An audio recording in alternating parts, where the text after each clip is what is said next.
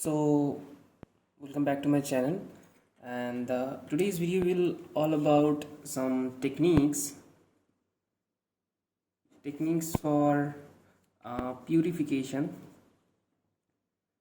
of protein protein.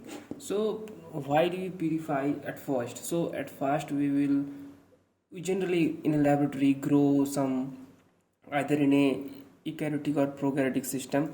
Either it could be an E. coli, or it could be an yeast Saccharomyces, or generally we do in these two organisms or other Bacillus subtilis, this kind of cloning and stuff, and we do express some protein, and now we have to extract those protein from that culture. Okay, so at first there's a, suppose we consider it's a cell, and suppose it's an E. coli cell. So so if it's a cell, there are protein in the whole inside the cell, because it doesn't have any compartments specialized. So there are two possibility of that protein. So it could be either a membrane bound protein. That means it has a hydrophobic region that is embedded into the bilayer, lipid bilayer, or it could be a intracellular protein, which is soluble protein. Okay, so there could be different approach.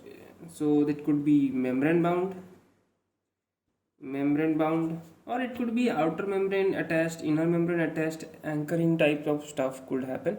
But it's not like in our eukaryotic system like GPI anchor, not this kind of stuff. It either membrane bound, or either it is called intracellular cytosolic. It's not cytosolic because there is no cytosol in the E. coli, so you can say it soluble. So the membrane bound has a hydrophobic region. So what approach we can take to isolate a membrane bound or an intracellular? So intracellular is easy. Either we treat the cell with detergent, or we can use some sonicator, which will use some high frequency sound to break down those lipid bilayer. And either we can treat it with lysozyme.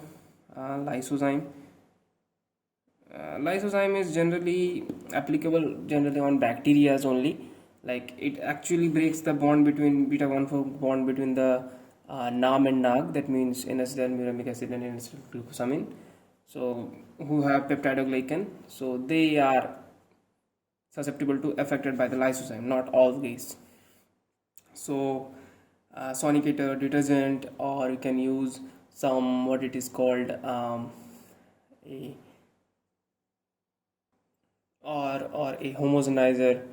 Okay, so these prokaryotic system protein isolation and purification are easy.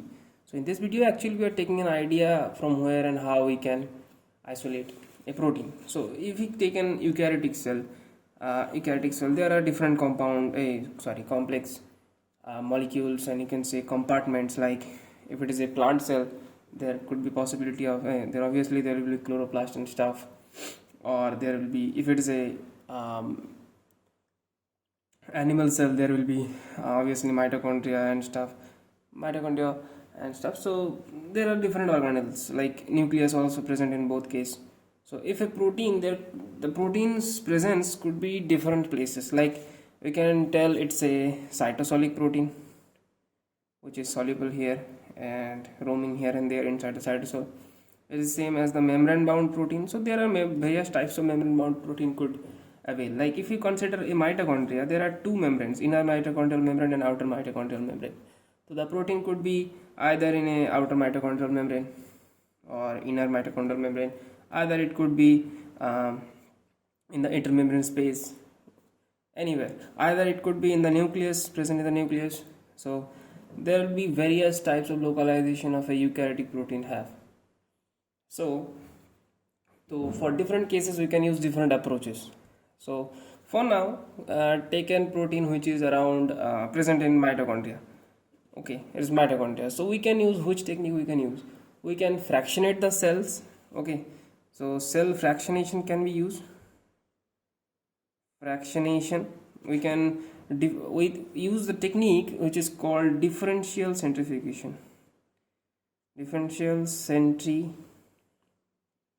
centrifugation. Okay, so that is how we use a specific RPM and specific time for settling down specific compartments of cell, for mitochondria, for chloroplast, for nucleus, various for various.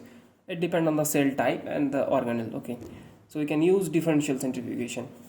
So subcellular assembly could be a fact.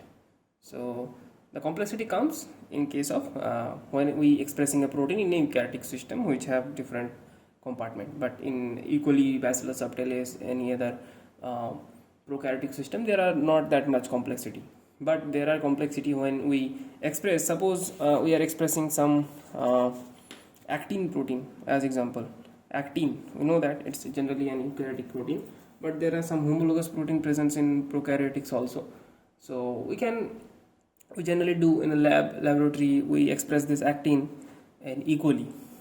So there it could not be stabilized as it is in a eukaryotic cell, because eukaryotic folding is a different thing, but prokaryotic folding is a different thing. So when we express a protein, we can suppose it's equally, and we integrate this gene by cloning into the chromosome of that not chromosome that genome of that equally, and we express this gene of suppose actin or any other eukaryotic protein which is generally not found in which is not be does not there could be possibility it will not be stable, because the folding generally it is not that we have a DNA, we put it inside a vector and getting, suppose I'm giving the next page, in a vector, with the help of a vector we integrate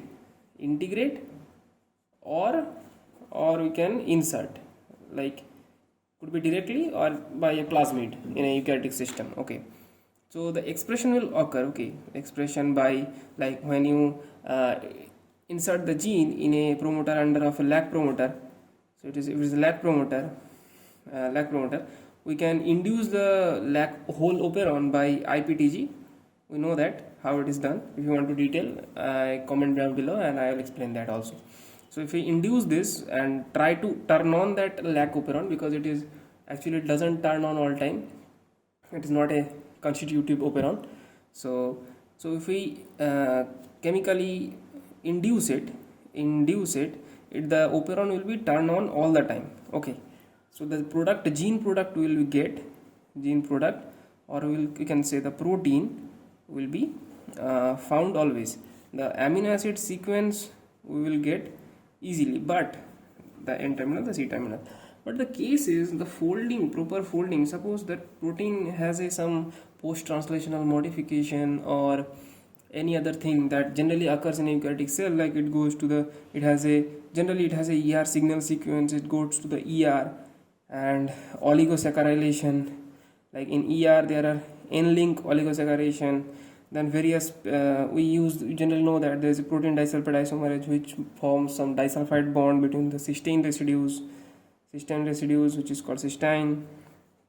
And another thing is it goes to the cis Golgi, then mid Golgi, then trans Golgi, whatever you say. So this goes through this and this pathway, and there are also O-link glycosylation. There are various things occur during the folding of a protein in a eukaryotic system, but it doesn't happen on the what it is called in a prokaryotic system. So the prokaryotic system only will produce this amino acid sequence. It may not fold properly or exact the same in a which happen in vivo in a eukaryotic system. That we may fold, like it will retain its general conformation, because we know that experiment of RNase H that the protein is spontaneously folded itself. So there could be 70% or 80% folding autonomously, or you can say sorry for that, or spontaneously you can say the 70% or 80% folding, but the remaining 30 to 30% folding could affect the protein stability, or you can say the effectivity, or if it's an enzyme, its activity. If it's an enzyme, that its activity is very much important, and like very much dependent on that folding. Also, its thermostability also depends. Okay, so the pH also, there are so many factors like pH inside the prokaryotic system, that in which we are expressing that protein. pH, temperature, there are so many factors, water activity, this and that also affect the protein stability. The aqueous medium, where the ion concentration are very much important of the food due to the folding.